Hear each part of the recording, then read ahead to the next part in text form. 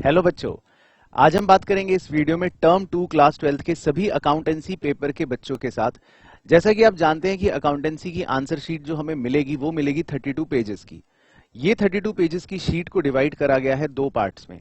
पहले पार्ट है 16 पेजेस जो नॉर्मल रूल पेजेस की तरह जैसे आप देख रहे हैं वैसे होंगे, और अगले 16 पेजेस जो होंगे वो होंगे फॉर्मेट्स के साथ, जिसमें आपको दो फॉर्मेट्स पहले से दे रखे होंगे।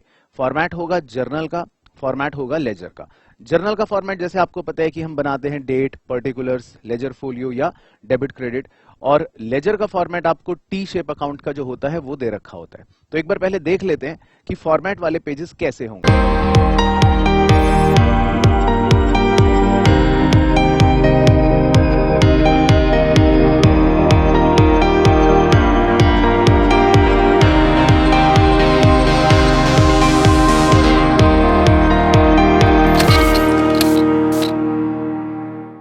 तो पेज नंबर 17 से जब शुरू होगा फॉर्मेट वाला पेज, तो आपको वहां पर मिलेगा जर्नल का फॉर्मेट। तो जैसा कि हम सब जानते हैं, date, particulars, ledger folio, debit amount, credit amount, तो इस तरह से आपको फॉर्मेट बना हुआ मिलेगा जिसमें आप देख रहे हैं कि पूरा का पूरा एक जर्नल का फॉर्मेट है। उसके बाद पेज नंबर 25 से लेकर 32 तक आपको मिलेगा लेजर का बना हुआ फॉर्मेट। जैसा कि आप देख रहे हैं, डैश अकाउंट, और इसके अंदर एक टी शेप पोर्शन बना हुआ है। डेबिट साइड पे date particular amount, credit side पर डेट पर्टिकुलर अमाउंट। तो आपको ये फॉर्मेट्स मिलेंगे पहले से ही बने हुए, जर्नल के टोटल 8 पेजेस में और लेजर के भी टोटल 8 पेजेस में।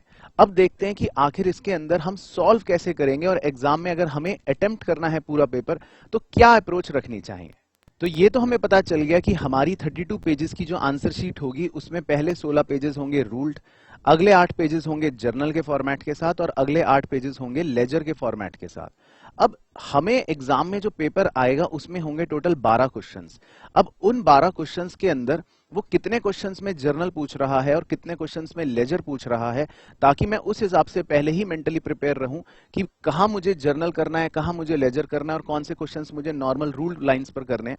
तो इसके लिए मैंने सोचा कि जो ऑलरेडी सीबीएसई ने अपना लेटेस्ट सैंपल पेपर लॉन्च करा है, हम उसको पैरामीटर बनाकर एक बार डीकोड करने की कोशिश करते हैं कि उस सैंपल पेपर में ऐसे कितने क्वेश्चंस थे और कौन से चैप्टर्स के थे और कितने मार्क्स के थे जिनमें हमसे जर्नल और लेजर पूछा गया है। एक बार हम उसको स्टडी कर लेते हैं और फिर देखेंगे कि उन क्वेश्चंस को अगर मुझे इन फॉर्मेट्स में करना हो तो क्या ये सफिशिएंट है, और कितने नंबर के ऐसे क्वेश्चंस हैं जिनमें जर्नल या लेजर हमसे पूछ रहा है। तो सीबीएसई का पूरा सैंपल पेपर मैंने कर रखा है यहाँ पर डीकोड, एक बार फटाफट से दिखा देता हूं आपको।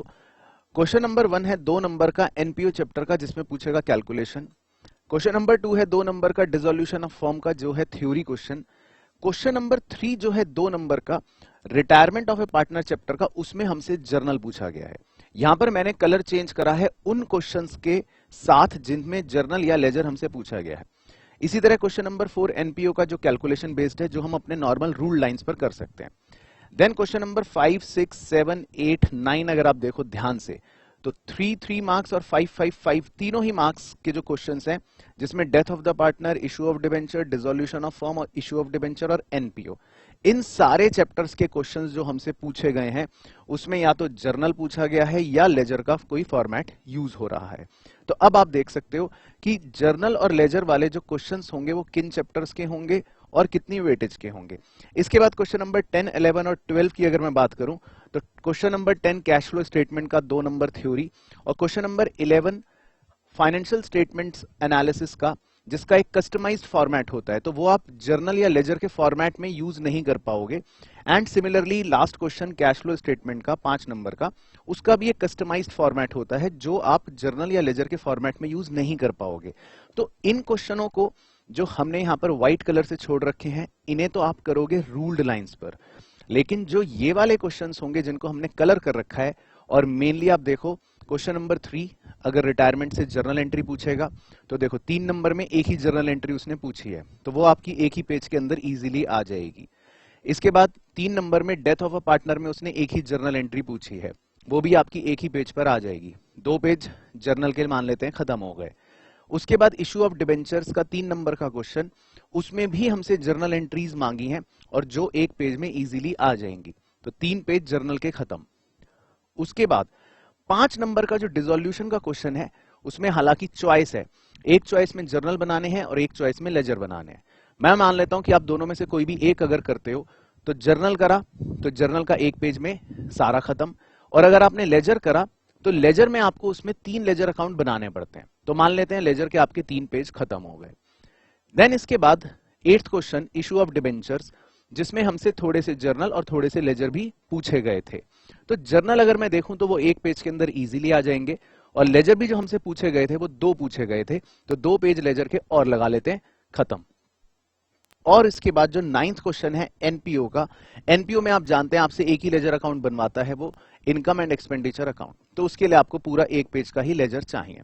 तो अगर मैं पूरी समरी देखूं तो इन नटशेल मेरे पास 8 फॉर्मेट्स हैं जर्नल के और 8 फॉर्मेट्स हैं लेजर के। तो मेरे एग्जाम के क्वेश्चंस में अगर मेरे से जर्नल पूछेगा भी तो वो मैक्सिमम 4 से 5 पेजेस के ही पूछेगा, जो मैं अलग अलग पेज पर अलग अलग क्वेश्चन भी सॉल्व करूंगा तो इजीली हो जाएंगे। और अगर मुझसे वो लेजर्स भी पूछेगा तो कुल मिलाकर 5 से 6 लेजर अकाउंट मुझे बनाने पड़ेंगे, जो मैं अलग अलग पेजेस पर बना सकता हूं। जो मेरे 8 लेजर्स दे रखे हैं उसके अंदर ही फिनिश हो जाएगा। और अगर आप वेटेज को एक बार काउंट करो तो 23 मार्क्स के ऐसे क्वेश्चंस हैं जिनमें आपसे जर्नल या लेजर पूछा गया है। 5 5 5 3 3 2, तो लगभग 40 नंबर के पेपर में 23 मार्क्स के ऐसे क्वेश्चंस बन रहे हैं जिसमें जर्नल या लेजर पूछ रहा है, और 17 नंबर के क्वेश्चंस ऐसे बन रहे हैं जो है नॉर्मल हम रूल्ड लाइंस पर करने वाले। तो आप जब अपनी आंसर शीट में नॉर्मल क्वेश्चंस को सॉल्व करेंगे, यानी कि 17 नंबर वाले, तो उनको आप रूल्ड पेज पर कर सकते हैं। और जो क्वेश्चंस आपसे जर्नल और लेजर वाले पूछ रहा है उनको आप लास्ट में सॉल्व करना। जर्नल वाले वहां पर करना जहां पर जर्नल के फॉर्मेट दिए हैं, लेजर वाले वहां पर करना जहां पर लेजर के फॉर्मेट दिए हैं। अब इसमें एक ट्रिकी सिचुएशन क्रिएट हो सकती है कि अगर कोई क्वेश्चन ऐसा पूछ ले जिसमें हमें जर्नल और लेजर दोनों प्रिपेयर करने हो, तो उस केस में आपके पास एक ऑप्शन तो ये है कि आप नए पेज पर, यानी कि जो रूल्ड वाले पेजेस हैं उन्हीं पर जर्नल और लेजर का खुद से फॉर्मेट बनाकर सॉल्व करें। क्योंकि अगर एक ही क्वेश्चन में आपसे जर्नल और लेजर वो दोनों ही पूछ रहा है तो आप ऐसा नहीं कर पाओगे कि आपने जर्नल उसका कहीं अलग करा और लेजर उसका कहीं अलग करा।